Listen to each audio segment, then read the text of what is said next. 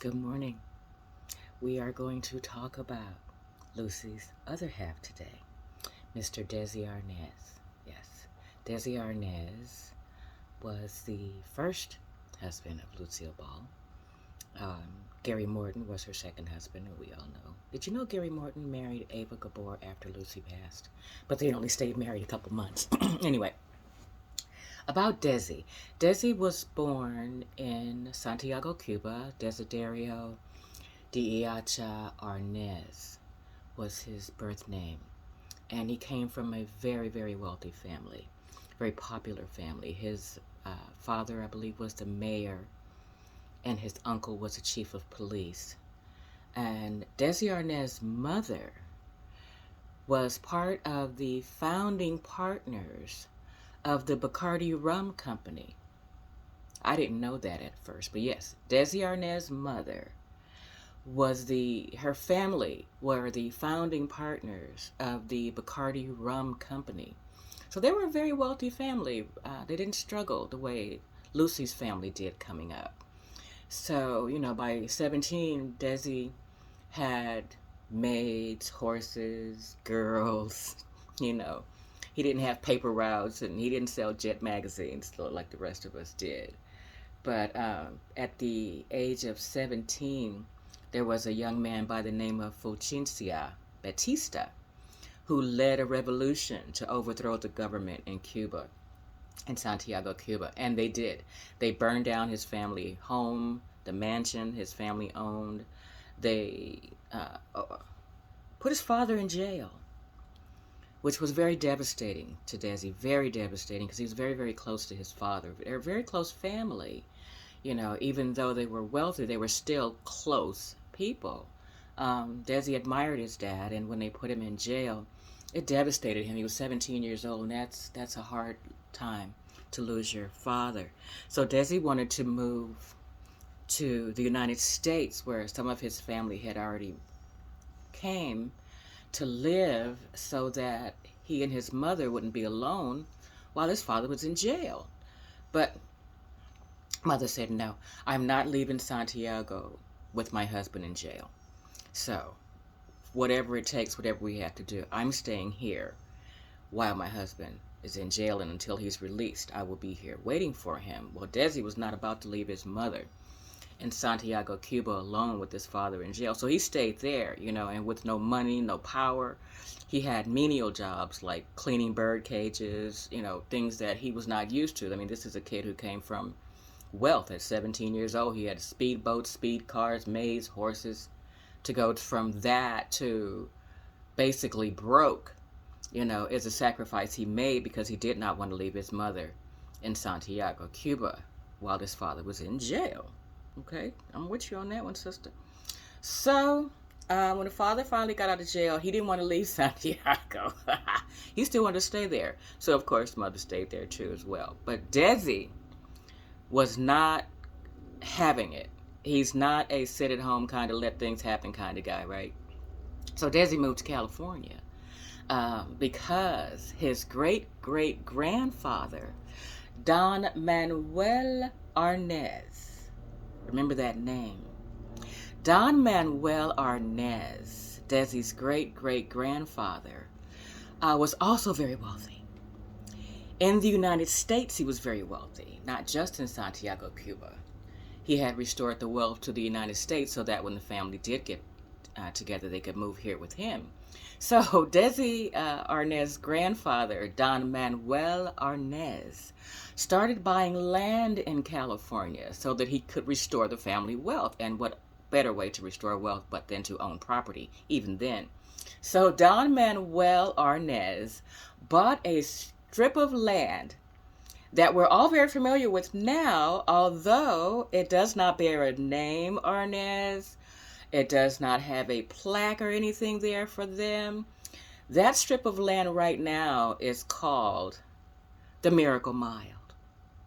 The Miracle Mile in the Wilshire District, which is a very, very affluent part of Beverly Hills. Anyway, that land was owned originally by Don Manuel Arnaz. So that whole strip of land, Maestro's, whatever it is, Lowry's, the Miracle Mile, was Arnaz property.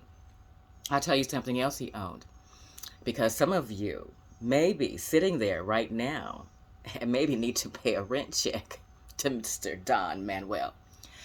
Don Manuel Arnaz bought property in the San Fernando Valley, a section of land in the San Fernando Valley that I bet you're going to be shocked to hear. And he bought this property and named a section of it after his wife. You know his wife's name? Go ahead. I know you know. Her name was Mrs. Ventura Arnaz. Yes. Don Manuel Arnaz named his strip of land in San Fernando Valley after his wife, Ventura. And it's still called Ventura today. So, if you're living in Ventura, you're living on Arnaz property. How about that? And that's how you got Ventura, California. Now, Desi was okay with that. That's fine. You can do that. We can do that. But I need my own. So he went to work for Xavier Cugat's band in 1936. He played for Xavier Cugat's band in 1936. That's good. He loved it. Loved the United States, loved Miami, loved New York, loved California, all of that. Because it's very similar to Santiago as far as city life goes. But it only worked for a year. He wasn't happy working for someone else. So in 1937, he started his own band. I almost said the Ricky Ricardo band. It was the Desi Arnaz band, Desi and His Boys, it was called. And he brought Marco. Remember Marco? Marco was actually still with Desi on I Love Lucy. You hear him talking to Marco all the time. That Marco that he's talking about on I Love Lucy is the exact same Marco that he played with in Santiago.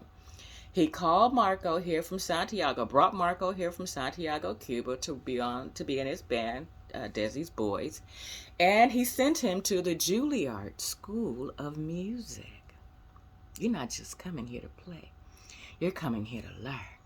So Marco went to the Juilliard School of Music, graduated, of course, with honors, and they started their own band. Premiering in Miami, Desi and His Boys introduced a dance that I know is still going on today, because at the end of the Long Beach Jazz Festival every year, we would do this. It's called the conga. Yes, the conga and the conga line was introduced in 1937 by Desi Arnaz.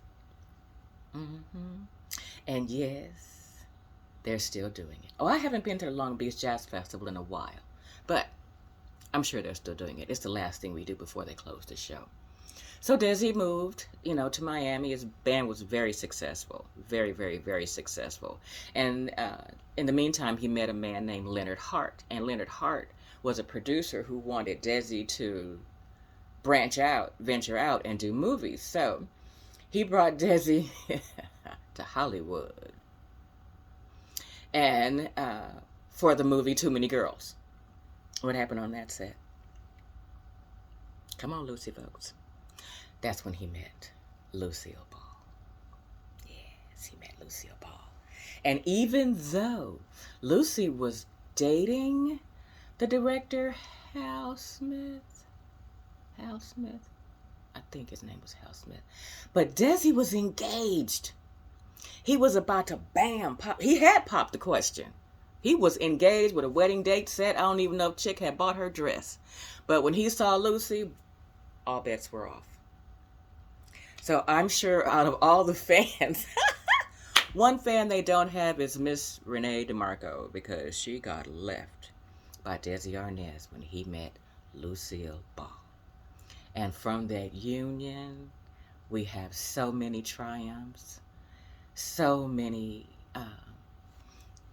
I'll call you back, Jamie. So many beautiful things that came from that, including Desilu, 2 beautiful children, so many shows, so many wonderful things. And don't forget Desi Arnaz is the one who found little Ricky, the 5-year-old smallest drummer of the world, Keith Troubadour. And he also hired Ethel.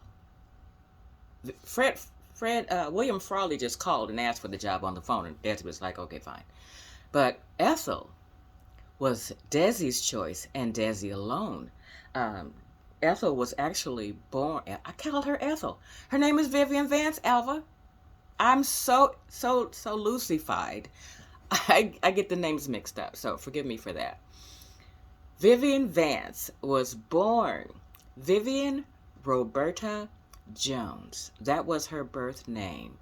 And there's an episode of I Love Lucy where I didn't know this at the time, but I thought it was just, something they just did accidentally, but it seemed to be a faux pas. There's an episode with Aunt Martha's old-fashioned salad dressing. Remember that one? When Lucy called her Ethel Roberta. When the rest of the show, she was Ethel May or Ethel Louise. So come to find out, that's her given name, Vivian Roberta Jones. But Vivian's mother, very, very strict household, very strict religious beliefs, and as far as my daughter having anything to do with theater or acting, she wasn't having it. She wasn't happy about it. So Vivian would sneak out the bedroom window at night and go to shows and plays and all kind of stuff, so that her mother wouldn't know. Well, mother found out, of course. Mothers always find out. And so what she do? She put a little girl out. I would never do that. You have to support your children's dream. Their dream may not be your dream. Your dream may not be theirs. But anyway, she put her out, or she left, whatever. And she ended up working as a hospital nurse during World War II. And from all the movies you've seen and whatnot, that was very, very traumatic, especially if you're young. You're like 13, 14, 15, 16, 17, 18, 25, 26. Working in a hospital during a war, I'm not sure you can prepare for that, especially as a first job. And having those images in her mind, the experience and the things that she saw, caused Vivian Vance, she changed her name to Vance, depression for years. Even as an adult, she was still plagued by those memories, those dreams, those nightmares were just horrific. And they caused her depression even into adulthood. So she had to have a therapist. Actually, Desi hired a therapist to be with her on set of I Love Lucy, just in case Chicky wigged out. But yeah, she was in pretty bad shape, and that's why she used to always say, Vivian used to always say that she believed that Ethel Mertz, the character Ethel Mertz, saved her life because the staying busy with the scripts, working on the show, working with such wonderful people, Lucille Ball, Desi Arnaz. She didn't like William Frawley, and he didn't like her, but oh well. The great cast, Jess Oppenheimer, Matt Pudge, the writers were beautiful, beautiful people, and they treated her like gold, and she wasn't being treated like gold, Besides the depression of the memories of working in a hospital during World War II as a child, or a young lady, I'll say, not a child, but a young lady, maybe with a child mind, Ethel Mertz, out of her 4 husbands, that number 3 dude was toxic. And you know who he is because you've seen him. He plays on I Love Lucy in the episode where Lucy goes to the game show. I think it's like Females Are Fabulous, I think was the name of the show. And the guy was going to knock on her door at night, and she was supposed to tell her husband, oh, that's my first husband. I thought he was lost in the war, yada this, yada that. And then the guy, bum beggar, was downstairs, and Ethel ran him away. And then he went upstairs to Lucy and Ricky's house, and Lucy thought he was the guy from the show, but he wasn't. The guy who played the part of the guy from the show was Philip Ober. Philip Ober was Vivian Vance's 3rd husband. He also played Dory Sherry in the episode in Hollywood. That's Philip Ober also. But Philip Ober was married to Vivian Vance as her third husband. They were married for 18 years before she finally booked. But Philip Ober, even though he had his own show parts, roles, small, whatever, he was very jealous, very envious of Vivian's success. And he was very cruel to her. He was very, very, and I hate this, very abusive. He was a very abusive man. How and why you would not revel in your wife's success, I don't know. I don't understand that. But anyway, he was very abusive to Vivian. So, they divorced after 18 years of marriage, and she ended up marrying John Dodd, and she was married to John Dodd, very, very, very, very, very nice man, until she passed away in 1979. Yeah, she died in 1979. I believe it was in November. But anyway, in the early years, she sang on Broadway choruses. Most of her career was on Broadway stage. Her favorite and most popular performance was a Broadway play called Let's Face It. And she did that with Danny Kaye and Eve Arden. And the script was so good that Mark Daniels suggested to Desi and Jess Oppenheimer that they go see her. They were working on casting for I Love Lucy. So Mark Daniels was like, he was the director, and he was like, go and see the play. See if, see what you think, see what you like. I think she'll fit. So Mark Daniels told them that Vivian Vance was going to be at the La Jolla Playhouse, that's here in California, doing a play called Counselor at Law. So Desi Arnaz and Jess Oppenheimer went to go see the play Counselor at Law, and after Act 1, bam, first act, Desi announces, found my Ethel. She's it. That's Ethel. Hire her right now. I don't mess around. Remember Keith Troubadour? He saw him one night, and by the end of that same week, Keith Troubadour was signed to Desilu, and so was Keith Troubadour's father, because that's how Desi Arnaz is. I want loyalty, so I'm gonna hire this. He's 5 years old. He's 5 years old, so he's still under the guise of his parents. So I'm gonna hire your dad too. Yeah, so you're both gonna be under contract for Desilu, and the same thing with Ethel. But well, Lucy wasn't happy about that decision. Not so much that she didn't like Vivian Vance. She liked Vivian Vance. But, this thing's wearing my nerve. Vivian Vance was not who Lucy had wanted. She had decided who was going to play Ethel, and they hadn't discussed it with each other. So, Lucy actually wanted her friend to play Ethel. You know who Lucy's friend was back then?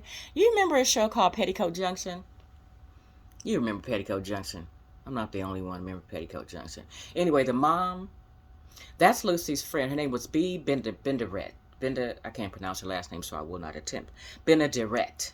Her name was B. Benaderet.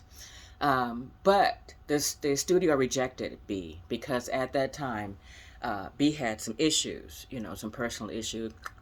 And the studio was worried that her personal issues would interfere with the production of I Love Lucy, and that won't be allowed. So they blew her off. They blew off B. Benedette. And Lucy's second choice was her other friend. Very, very, very close friend.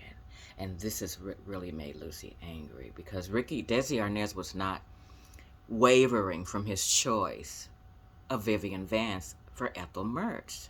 He had decided and he had signed the contract. So it was a done deal. So Lucy, even though she was upset, there was nothing she could do about it. And then she had to tell her friends, too, that Desi had already hired someone.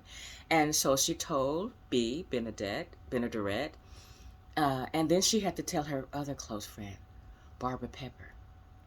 Barbara Pepper was already doing a show. So I guess she was going to leave that show and do I Love Lucy. The show she was on, ladies and gentlemen, George Burns and Gracie Allen. She played Blanche Morton. Barbara Pepper is Blanche Morton on the George Burns Gracie Allen show. She's also the voice of Betty Rubble for the first 4 seasons of the Flintstones. Okay? So it's not like Barbara Pepper was left out. She still had a very successful career, but Lucy really wanted her to play Ethel Mertz on I Love Lucy. So in the beginning, it was very hard for Vivian Vance because not only did she and William Frawley not get along that well, Vivian Vance and Lucy did not get along either because Lucy was upset that she wasn't included. It wasn't personal, but she was upset that she wasn't included in the decision to hire Ethel Mertz. But, I guess once they did spend some time together and work together, but they ended up being BFFs. I know they didn't have that term back then, but they ended up being best friends, real best friends for life. For life. And that's a beautiful thing. Because sometimes you come through triumph to get to victory. Something like that. But anyway, they stayed best friends forever. She kept Vivian Vance close to her. Even after they stopped filming I Love Lucy, she brought Vivian Vance with her to The Lucy Show. Remember? She became Vivian Bagley, keeping her first name. I guess because Lucy kept calling her Viv, so it's like, let's just change her name to Viv on the show and cut to the chase. She also brought her along for Here's Lucy, which came after The Lucy Show. And they remained best friends for the rest of their life. And, it was a tough beginning, but it was well worth it. They were so close, even after all the turmoil of both their lives. Vivian came to see Lucy and wish her good luck when Lucy was opening night for the Wildcat play. Remember that? The Broadway show, The Wildcat. Vivian was there opening night to give Lucy a hug and wish her good luck. So, even though it was a rough start, Vivian Vance, the choice of Desi Arnaz, ended up being one of Lucy's bestest friends for the rest of her life. And right before Vivian passed away, she was in her hospital bed, and Lucy was struggling with the decision to go and see her because it's hard. It's hard to see someone that you're close to struggling in pain. And she probably knew, that Ethel was terminal, that her illness was terminal. So she didn't want to face that. I'm the same way. It's hard. It's very, very hard. And it's a hard thing to live with, and it's a harder thing to get over. Me personally, I never get over things. I just learn to get through things. But when Ethel, I did it again. Lord help me. When Vivian was in the hospital, right before she passed away, she looked up and guess who was walking in the door? It was Lucy. She couldn't stay away any longer. It was Lucy. Just like after Desi and Lucy parted, divorced, and she was married to Gary Morton, they were still friends. They were still friends, and I guess Desi was like, she's a part of my life, my heart, my soul, because he had been there for her through thick, and thin. Remember when the Un-American Committee came after Lucy? Like they were coming after Frank Sinatra, Danny Kaye, Humphrey Bogart for communist affiliations. Like, really? That's all you got. So anybody that's successful, what are you saying? They must be a communist? For real? For real, dude? Anyway, biggest mistake you ever made was coming after Desi Arnaz's wife, because he does not play about his wife. He's one of those guys. And all the ladies know what I mean. He's one of those guys. He's going to stand by. If she burned down a Christmas tree lot, he's going to say the tree was dry. Okay? But these people, Un-American Committee, Ways and Means, or whatever they would call, they're defunct now anyway, they came after Lucy, claiming that she had signed a card for communism. Okay. Well, Lucy and Desi, they don't have anything to hide. And how dare you, first of all. So they were like, let's set up a meeting. Let's talk about it. So they did. They went and they met with the committee, the Un-American Committee, and found out that their suspicions, allegations, everything was unfounded. It was a mistake. It was something that actually Lucy's grandfather had done when she was yet just a child. So you don't have any control over what your grandparents do when you're a child. So anyway, they dismissed the matter, apologized to Lucy and Desi, and said that, forget it. We apologize. Another word will be spoken. Nothing will be published. Forget the whole thing. It's unfounded. And if anyone ever asks, our statement is that the allegations were unfounded, and the end. Because we knew Desi was going to rip us a new one. But something happened, as something always does. That was on a Friday. What is it with them and Fridays?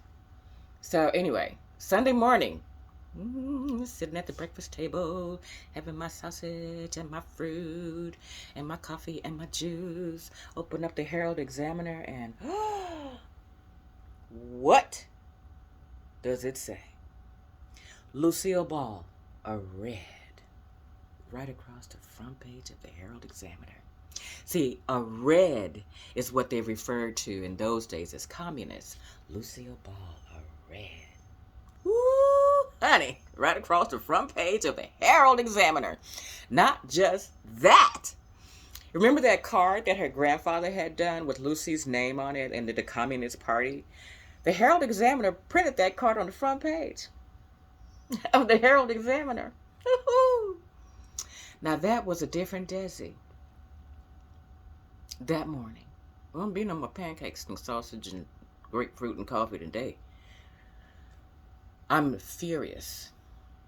We did everything you asked. We did everything we were supposed to do. We presented evidence. You said the allegations were unfounded and this would go no farther. So why am I seeing my wife's name plastered across the front of your newspaper? Okay, I get it. You're a sensationalist. You know Lucy's popular. It's the #1 show on television right now. So her name on anything is going to get you readership. Okay, fine. Sell your papers today. Because tonight, I'm shutting you down. Well, Desi's a businessman. At least we not forget. And he knows a lot of peoples. Okay? He knows a lot of people. A lot of up here people. He didn't call the Herald Examiner. He didn't call the committee. He called his friend from the racetrack. Yeah. He called J. Edgar Hoover. I guess now you would call it his homie. He called J. Edgar Hoover. And J. Edgar Hoover had apparently seen the article. So he may have been expecting a call knowing Desi. Anyway, he called J. Edgar Hoover. J. Edgar Hoover said 2 words. 3 words. That's my Ebonic English. Don't worry about it. I got you. I got you. So, not only did the Herald Examiner have to print an apology, a retraction, and a recipe for chicken and rice, trying to win back Desi's respect and affiliations, but J. Edgar Hoover's on the phone. And he has told us that what we have done was not only illegal, unprecedented, unfair, but it's also untrue. And you need to print a retraction right now. And if we see Lucy's name or Desi's name in your newspaper again, unless it's something, positive about the show or positive about them, you won't have a newspaper. There won't be any Herald Examiner. Maybe that's why we had the Times. Okay, so that's how that happened. Because Desi was the kind of guy who, no matter what was going on, family first. That's the way he was raised. You come after my family, we circle the wagons. My mother used to say that. We circle the wagons. We don't throw our family out. We don't let anybody else throw our family out. Okay? That's how I was. That's how my mother was. Not all of them. But anyway, that's how Desi was. So when they came after Lucy, they came after Desi.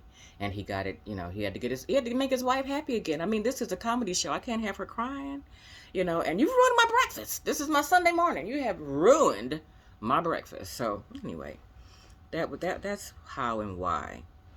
Lucy was never a fan of the Herald Examiner. Desi was never. I doubt they may have bought it, knowing them. Desi may have purchased the Herald Examiner so he could fire dude coming after my wife like that. But, they worked hard. They worked hard.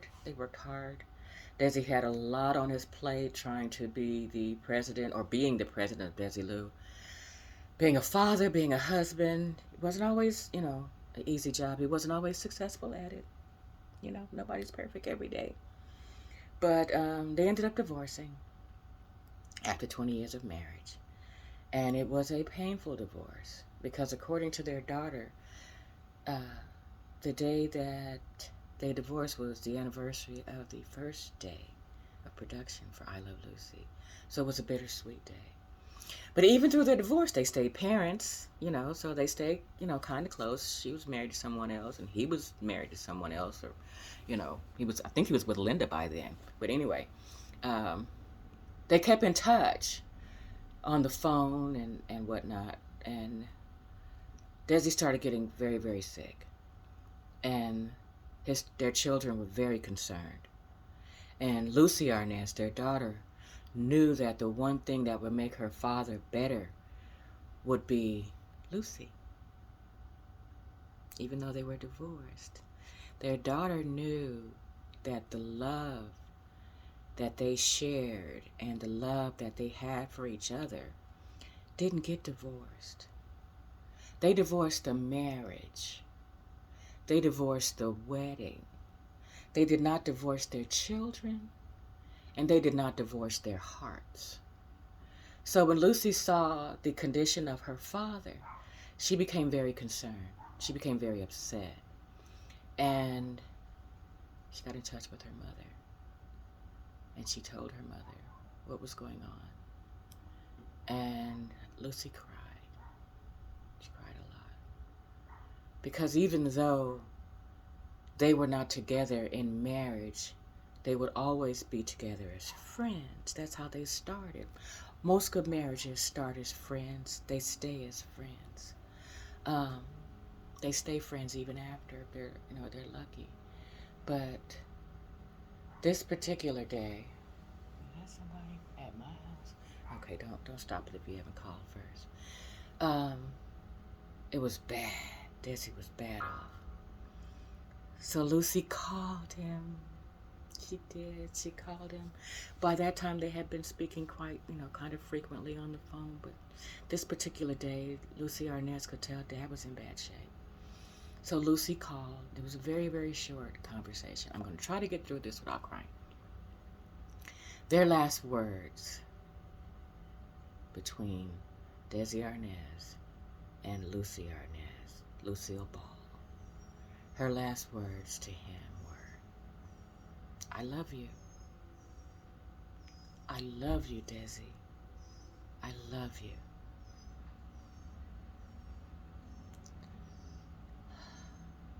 Desi Arnaz died 2 days later. So, I'm glad that happened. I'm very, very glad she took the time out. Not just for him and for their children, but for her.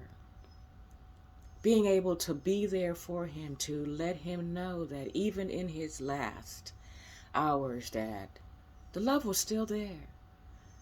The memories of I Love Lucy, the Too Many Girls, all the things that they had built together were still there. And he could be secure in knowing that no matter what, and no matter who. I love you. And that's the last thing he heard. I love you, Desi.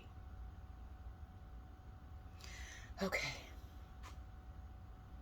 That's it. I'm too full to go farther. So, tell me what you want to hear. Yeah, tell me what you want to hear. You've already heard about Star Trek, The Untouchables, Mission Impossible. You know about the mother-in-laws, right? That's not a Lucille Ball thing. That's a Desi Arnaz thing. I liked the show, short-lived as it was. I liked it. Mother-in-laws was was not a Desi Lou production. It was a Desi Arnaz production. Desi Arnaz and Desi Arnaz Jr., him and his son, actually. Go back and watch some of those episodes. Really, really funny. You know, back when things were funny without assistance, when you had to be funny. You didn't have a lot of computer antics and whatnot to help you out. You had to be funny on your own, and they were. I thought the script was funny, you know. But that's just me. I love comedy. I love to laugh. I think there's a lot of other things in life that will cause you not to laugh. So when you get a laugh, an opportunity to laugh, don't just laugh, but share it. You may be someone else's opportunity. Take that smile, pass it around, turn someone's sad day into a better day. You may not be able to solve their problems, but you may be the only laugh they get that day. Doesn't cost you a thing. I'm sharing mine. Go share yours. Love you.